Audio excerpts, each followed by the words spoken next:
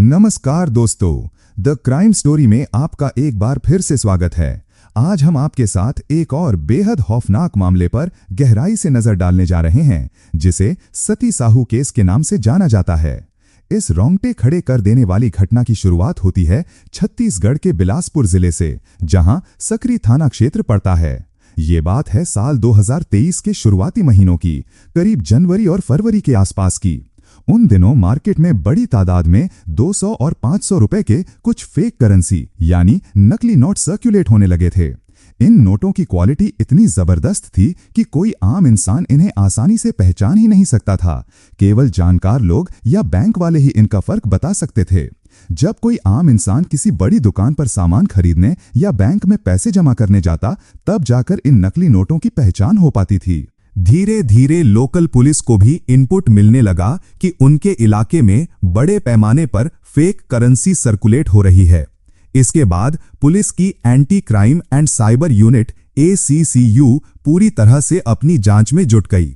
ACC की team ने अपने मुखबिरों को एक्टिव कर दिया और जहां से भी सूचना मिलती वहां से नोट बरामद करके उन्हें जांच के लिए भेज दिया जाता। पुलिस ये पता लगाने की कोशिश कर रही थी कि आखिर किस देश का या अंडरवर्ल्ड का कौन सा गिरोह हमारे देश की इकोनॉमी को नुकसान पहुंचाने की कोशिश कर रहा है। पुलिस ने पहले पकड़े गए अंडरवर्ल्ड के नोटों से इन नए नोटों का मिलान करके तफ्तीश शुरू की, मगर टेक्निकल जांच में एक चौंकाने वाली बात सामने आई। इन नकली नोटों की क्वालिटी अंडरवर्ल्ड या दुश्मन देशों द्वारा बनाए गए नोटों से बिल्कुल अलग थी। ये किसी बिल्कुल नए तरीके से बनाए गए लग रहे थे, जिससे शक हुआ कि शायद कोई नया गिरोह एक्टिव हो गया है। मुखबिरों से जो भी इनपुट मिलता, पुलिस उसे बारीकी से वेरीफाई करती। आखिरकार ऐसे ही तफ्तीश करते हुए मार्च 2023 के शुरुआती हफ्ते में ACCU को अपने मुखबिरों से एक बड़ी टिप मिली कि एक आदमी इन नए नोटों को तैयार करने और सर्कुलेट करने का मास्टरमाइंड हो सकता है। पुलिस ने तुरंत इस आदमी की कुंडली खंगालनी शुरू कर दी कि ये कौन है, क्या करता है, कहाँ रहता है और इसके साथ कौन कौन काम करता है। पता चला कि ये आदमी एक फोटोग्राफर था और इसकी एक प्रिंटिंग की दुकान भी थी। इसके अलावा ये CCTV कैमरे बेचने, उनकी फिटिंग करने और रिपेयरिंग का काम भी करता था। यानी किसी भी फेक करेंसी को छापने के लिए कैमरे की समझ, फोटोग्राफी की नॉलेज और प्रिंटिंग का जो भी तरीका या स्किल चाहिए होता है, वो सब कुछ इस अकेले आदमी के पास था। इस संदिग्ध का नाम था पवन सिंह ठाकुर। पुलिस ने इसके पीछे मुखबिर लगा दिए और इसके बारे में और भी जानकारी जुटाने लगी। अब जाहिर सी बात है, किसी को सिर्फ फोटोग्राफी की समझ होने पर पुलिस उसे फेक करेंसी बनाने का जिम्मेदार ठहराकर गिरफ्तार नहीं कर सकती थी। लेकिन तफ्तीश के दौरान ACC को यकीन हो गया कि अब इसके घर और दुकान सहित सभी ठिकानों पर दबिश देनी चाहिए। यहां पुलिस सिर्फ नकली नोटों की छानबीन करने के लिए रेड मारने की तैयारी कर रही थी, मगर उन्हें रत्ती भर भी अंदाजा नहीं था कि इस रेड में एक बहुत ही भयानक वारदात का खुलासा होने वाला है। पवन ठाकुर बिलासपुर जिले के उसलापुर में रेलवे स्टेशन के पास मौजूद गीतांजलि नगर कॉलोनी में किराए के मकान में रहता था। 5 मार्च 2023 की शाम को ACC की टीम पूरे दल बल के साथ पवन के घर रेड मारने पहुंचती है। टीम को पुख्ता जानकारी थी कि ये आदमी घर पर ही मिलेगा। पुलिस ने घर पर पहुंचते ही तलाशी अभियान शुरू कर दिया। इस रेड में पुलिस को एक प्रिंटर मशीन, कई मोबाइल फोन्स, 200 और 500 के ढेरों नकली और कुछ असली नोट बरामद हुए। साथ ही नोट छापने के लिए इस्तेमाल होने वाले पेपर्स का पूरा बंडल और कुछ ऐसे पेपर्स भी मिले जिन पर नोटों की छपी हुई फोटोज थीं, जिन्हें प्रोसेस करके तैयार किया जा रहा था। इस तरह ऑफिसर्स ने पवन को रंगे हाथों धर दबोचा, मगर पुलिस की टीम घर पर अभी भी छानबीन कर रही थी। पिछले कई महीनों से उन्हें नकली नोटों की भारी इंफॉर्मेशन मिल रही थी, मगर घर में उस हिसाब से काफी कम सामान मिला था। उन्हें लगा था कि यहाँ नोटों की ढेर सारी गड्डियां मिलेंगी, इसीलिए उन्हें शक हुआ कि पवन ने घर में कहीं और भी नोट छिपा रखे हैं। इसी शक के बिना पर टीम घर के बाकी हिस्सों को भी खंगाल रही थी। तलाशी के इसी बीच कुछ ऑफिसर्स को एक अजीब सी और हल्की हल्की सी दुर्गंध आनी शुरू हो जाती है। ये सड़ांध घर के बाथरूम के पास बने एक कमरे से आ रही थी। हालांकि बदबू बहुत हल्की थी, मगर तजुर्बेकार ऑफिसर्स को इसका एहसास हो गया। जब ऑफिसर्स ने पवन से उस कमरे को खुलवाया तो अंदर बदबू बहुत ज्यादा बढ़ गई थी। उस कमरे में एक सफेद रंग की पानी की टंकी रखी हुई थी और ऐसा लग रहा था कि बदबू उसी के अंदर से आ रही है। ये पानी की टंकी पूरी तरह से सील थी, इसके ऊपर ढक्कन लगा था और उसे टेप से बुरी तरह बांधा गया था। एक तरह से इसे पूरी तरह से एयर टाइट और वाटर टाइट पैक कर दिया गया था ताकि अंदर की चीज बाहर न आ सके। जैसे ही ऑफिसर्स ने टेप हटाकर उस टंकी के ढक्कन को खोला तो दुर्गंध इतनी तेज हो गई कि बर्दाश्त करना मुश्किल हो गया। टंकी के अंदर पुलिस ने देखा कि प्लास्टिक के कई सारे पैकेट्स रखे हुए थे जिनमें कुछ तो भरा हुआ था। इन पैकेट्स को पॉलीथीन में लपेटकर और टेप से सील करके अंदर रखा गया था। ऑफिसर्स को एक पल के लिए लगा कि शायद इसमें नोटों के भारी बंडल होंगे जिनकी वे इतनी देर से तलाश कर रहे हैं और उनकी मेहनत सफल हो गई है। पानी की टंकी के अंदर इस तरह के बस 5-6 पैकेट्स रखे हुए थे जो साइज में काफी बड़े और भारी भरकम थे। यहां सवाल ये उठा कि नोटों के ऐसे बड़े बंडल आखिर कौन बनाता है, और सबसे बड़ी बात, इन्हीं बंडलों के अंदर से तेज बदबू आ रही थी। ऑफिसर्स ने सावधानी से उनमें से एक पैकेट को बाहर निकाला और उसे खोलना शुरू किया। इस पैकेट को बहुत ही शातिर तरीके से एयर टाइट सील पैक करने की कोशिश की गई थी, जिसमें पॉलीथीन की कई लेयर्स थीं। ऊपर से सेलो टेप और डक्ट टेप भी लपेटा गया था, जिसके कारण इसे खोलने में काफी टाइम लग गया। मगर जैसे ही वो पैकेट खुला, वहां मौजूद ऑफिसर्स की रूह कांप गई और उसे देखते ही वे घबराकर पीछे हट गए। उन्होंने फौरन लोकल पुलिस को कॉल किया, क्योंकि वे लोग यहां नकली नोट ढूंढने आए थे। लेकिन ये जो उन्होंने खोज निकाला था वो खौफनाक था। उस पैकेट के अंदर नोट नहीं बल्कि एक इंसानी शव का कटा हुआ टुकड़ा पैक था। सूचना मिलते ही लोकल पुलिस और फॉरेंसिक टीम मौके पर पहुंच गई और उन्होंने भी छानबीन शुरू कर दी। टंकी के अंदर रखे उन 5-6 पैकेट्स में किसी इंसान के कटे हुए अंग थे। शरीर की बनावट और उसके लंबे बालों को देखकर फॉरेंसिक टीम को समझ आ गया कि ये किसी महिला का शव है। जब पुलिस ने घर में और बारीकी से छानबीन की तो उन्हें एक एंगल ग्राइंडर यानी टाइल्स काटने वाला कटर भी मिला। खोजबीन के दौरान एक गद्दे यानी मैट्रेस के अंदर से भी महिला के शव के कुछ छोटे मोटे पीसेस बरामद हुए।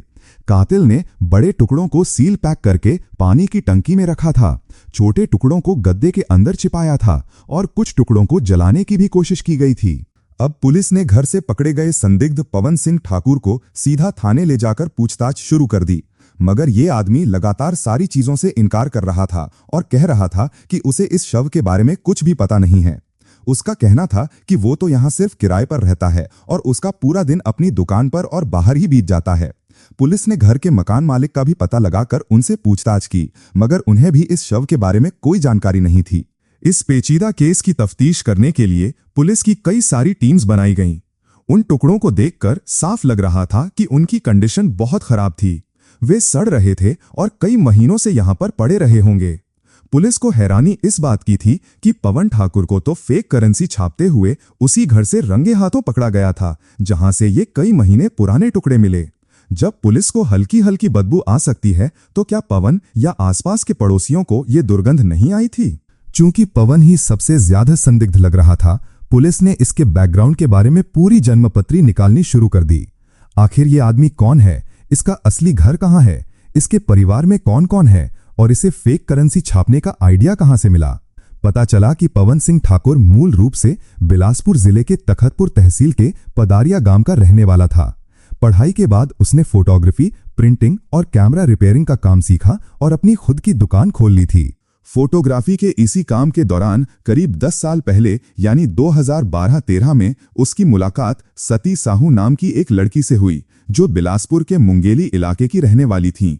दोनों का मिलना जुलना बढ़ा और उन्होंने शादी करने का फैसला कर लिया। जब उन्होंने अपने घरों पर यह बात बताई तो घरवाले इस रिश्ते से खुश नहीं थे, क्योंकि दोनों की जातियां अलग अलग थीं। समाज और दूसरी जाति में शादी के तानों के डर से परिवार वाले, खासकर सती के परिजन, इस शादी के सख्त खिलाफ थे। लेकिन पवन और सती ने किसी की परवाह नहीं की और घर से भागकर शादी कर ली, जिसके बाद वे उसलापुर में किराए का मकान लेकर रहने लगे। पवन का काम ठीक ठाक चल निकला और समय के साथ उनके 2 बच्चे भी हुए। 2023 के हिसाब से उनकी एक 5 साल की बेटी और 3 साल का बेटा था। हालांकि शुरुआत में दोनों के घर वालों ने उनसे रिश्ता तोड़ लिया था, लेकिन बच्चों के जन्म के बाद रिश्ते थोड़े ठीक हुए और सती कभी कभार अपने मायके आने जाने लगी। पवन भी अपने गांव जाता रहता था और उसकी अपनी माँ व भाई से फोन पर बात होती थी। मगर फिर बीच में कोविड का दौर आया, दुकान और काम धंधा सब ठप हो गया और पवन के पास ज्यादा पैसे नहीं बचे। लॉकडाउन खुलने के बाद भी जब दुकान ठीक से नहीं चली तो अपनी जरूरतें पूरी करने के लिए पवन के दिमाग में खुद के नकली नोट छापने का खुराफाती आइडिया आया। प्रिंटिंग की नॉलेज उसे थी ही, तो उसने इंटरनेट पर रिसर्च करना शुरू कर दिया। फेक करेंसी प्रिंट करने के लिए उसने बैंगलोर की एक कंपनी ढूंढ निकाली जो कुछ खास तरह के पेपर्स बेचती थी। अगर उन पर नोट छपे तो असली नकली का फर्क पकड़ना नामुमकिन था। पवन ने वही पेपर ऑनलाइन ऑर्डर किए और रिसर्च के दौरान ही उसकी मुलाकात जांजगीर और रायगढ़ के 2 लोगों से हुई। इन लोगों ने पवन को नोट छापने की पूरी ट्रेनिंग दी कि नोट कैसे बनाने हैं, कैसे सर्कुलेट करने हैं और कहां यूज करना सेफ है। पूरी ट्रेनिंग और समझ के बाद पवन ने 200 और 500 के नोटों को छापने का फैसला किया और घर पर ही चुपके से ये काम शुरू कर दिया ताकि उसकी पत्नी को भी इसके काले कारनामे का पता न चले। वो बहुत ही चालाकी से इन तैयार नकली नोटों को असली नोटों की गड्डी में छिपाकर चलाता था। 20-25 नोटों की गड्डी में 3-4 नकली नोट फ्लो में गिनते हुए कोई आम इंसान आसानी से नहीं पकड़ सकता था। उसे बताया गया था कि कोई भी सामान खरीदने के लिए डायरेक्ट नकली नोट मत देना, इसीलिए वो 500 की बजाय छोटे नोटों का ज्यादा इस्तेमाल करता था, जिन्हें लोग बिना ज्यादा ध्यान दिए ले लेते थे। पवन छोटे मोटे गांव कस्बों में जाकर 200 के नकली नोट आसानी से चला देता और जब कोई उसे पकड़ नहीं पाया तो उसका हौसला और बढ़ गया। फिर भी वो फूंक फूंक कर कदम रखता था और जरूरत के हिसाब से ही नोट छापता था ताकि ज्यादा लालच से किसी को शक ना हो। ये सब चल ही रहा था कि उधर पुलिस ने सती के गायब होने पर दोनों परिवारों से पूछताछ शुरू की, जिससे कई राज खुलकर सामने आए। सती के घरवालों ने पुलिस को बताया कि उन्होंने आखिरी बार सती को दिसंबर 2022 में एक पार्टी के दौरान मायके में देखा था। सती के जीजाजी के मुताबिक सती ने उन्हें बताया था कि उसका पति पवन उस पर गुस्सा करता है, मारपीट करता है और वो सिर्फ अपने बच्चों की खातिर उसके साथ रह रही है। सती से घरवालों की आखिरी बार बातचीत जनवरी 2023 के शुरुआती हफ्ते में हुई थी, जो कि मौजूदा समय मार्च 2023 से करीब 1.5-2 महीने पहले की बात थी। उसके बाद से सती की कोई खोज खबर नहीं थी। पूछताछ में पवन ने एक झूठी कहानी गढ़ी कि 6 जनवरी 2023 के बाद सती का किसी आदमी से अफेयर था और वो उसे और बच्चों को छोड़कर अपने प्रेमी के साथ भाग गई है। पवन ने ये बात सती के घर ससुराल पर भी बता दी थी कि वो अपने प्रेमी के साथ चली गई है। इसके बाद पवन अपने दोनों बच्चों को लेकर अपने गांव तख्तपुर चला गया और उन्हें उनकी दादी के पास छोड़ दिया। उसकी माँ, जो शादी से नाराज थीं, बच्चों को देखकर मान गईं और बच्चे वहीं रहने लगे। इधर पवन उसलापुर के घर में अकेले रहकर सत को यही तसल्ली देता रहा कि एक दिन सती को पछतावा होगा और वो लौट कर जरूर आएगी। हैरानी की बात यह थी कि पुलिस रेड के करीब 15 दिन पहले सती की बहन का बेटा अपनी मौसी का पता लगाने उसलापुर वाले घर आया था, क्योंकि सती ना फोन उठा रही थी ना कर रही थी। पवन ने अपने भांजे को भी यही झूठी कहानी सुनाई कि मौसी किसी के साथ चली गई हैं और बच्चे दादी के पास हैं और उसे वापस भेज दिया। पुलिस का माथा इस बात पर ठनका कि अगर सती घर छोड़कर गई थी तो किसी ने उसकी पुलिस में रिपोर्ट क्यों नहीं लिखाई। जवाब मिला कि बदनामी के डर से कोई पुलिस के पास नहीं गया, क्योंकि उन्हें लगा कि महिला अपने प्रेमी के साथ गई है और लोगों को पता चलेगा तो बेइज्जती होगी। अब पुलिस के सामने सबसे बड़ा सवाल ये था कि पानी की टंकी में मिली वो लाश आखिर किसकी थी, उसे किसने पैक किया था। साथ ही पुलिस ने पवन को नोट छापने की ट्रेनिंग देने वालों का भी पता लगाना शुरू कर दिया। पुलिस रिकॉर्ड से पता चला कि सती साहू ने एक बार पवन के खिलाफ मारपीट की शिकायत दर्ज कराई थी, जिसे पुलिस ने समझा बुझाकर सुलझा दिया था और सती ने केस वापस ले लिया था। फॉरेंसिक इन्वेस्टिगेशन ने भी साफ कर दिया कि वो शव के टुकड़े करीब 1.5 से 2 महीने पुराने थे, जो बिल्कुल सती साहू के घर छोड़कर जाने के टाइम से मैच कर रहे थे। इसके अलावा घटना स्थल से मिली 500 लीटर की सफेद पानी की टंकी, एंगल ग्राइंडर, प्लास्टिक के बैग्स और डक्ट टेप के बारे में जब आसपास के दुकानदारों से पूछा गया तो उन्होंने कंफर्म कर दिया कि ये सामान 1.5-2 महीने पहले उनकी दुकान से बेचे गए थे। दुकानदारों ने पवन ठाकुर को पहचान भी लिया कि यही आदमी वो सामान खरीदने आया था। जब पुलिस ने पवन के सामने ये सारे पुख्ता सबूत रखे और सख्ती दिखाई तो उसका झूठ टूट गया और उसने अपना गुनाह कबूल कर लिया। उसने मान लिया कि हाँ, सती साहू का कत्ल हो चुका है और ये भयानक काम उसी ने किया है।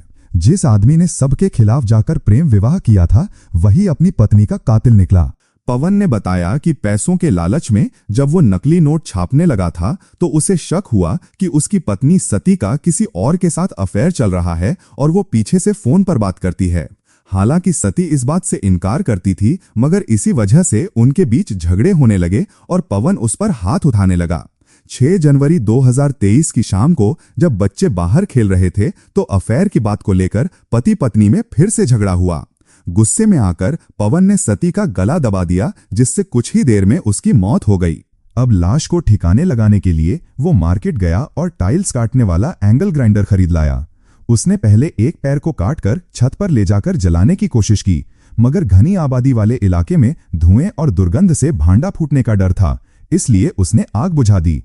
तभी उसके दिमाग में मई 2022 के दिल्ली के कुख्यात श्रद्धा आफ्ताब केस का आइडिया आया, जहां आफ्ताब ने श्रद्धा के टुकड़े करके उन्हें जंगल में फेंका था। पवन ने फ्रिज का इस्तेमाल नहीं किया, क्योंकि घर के पास कंस्ट्रक्शन का काम चल रहा था और मजदूरों की चहल पहल थी, जिससे शक हो सकता था। अगली सुबह वो मार्केट से पानी की टंकी, प्लास्टिक रैप और ढेर सारे टेप खरीद कर लाया। शाम को उसने सती के शव के 5-6 बड़े-बड़े टुकड़े किए। उन्हें प्लास्टिक में रैप करके ऊपर से टेप लगाकर इस तरह पैक किया कि बदबू बाहर न निकले। फिर उन सारे पैकेट्स को पानी की टंकी में डालकर ढक्कन को भी टेप से सील कर दिया। वो मौका मिलने पर टुकड़ों को फेंकना चाहता था, मगर मौका न मिलने के कारण शव 1.5-2 महीने तक उसी टंकी में पड़ा रहा। उसने घर वालों से अफेयर और भागने की झूठी कहानी बोल दी, मगर सती के घर वालों के मुताबिक वो ऐसी लड़की थी ही नहीं जो अपने बच्चों को छोड़ दे। बाद में पुलिस जांच में असली मकसद का खुलासा हुआ। दरअसल सती को पवन के नकली नोट छापने वाले इलीगल काम का पता चल गया था। उसे डर था कि पुलिस उसे पकड़ लेगी तो बच्चों का क्या होगा, इसीलिए वो पवन का विरोध करती थी और ये धंधा बंद करने को कहती थी। पवन को डर सताने लगा कि कहीं सती किसी को इस इलीगल काम के बारे में ना बता दे, इसीलिए उसने सती को रास्ते से हटा दिया। लेकिन किस्मत का खेल देखिए, उसके इसी काले धंधे ने ही उसकी करतूतों का भांडा फोड़ दिया। पुलिस गई थी नकली नोट पकड़ने और उन्हें मिल गए सती के शव के टुकड़े। 6 मार्च 2023 तक पुलिस ने इस केस का पूरा खुलासा कर दिया।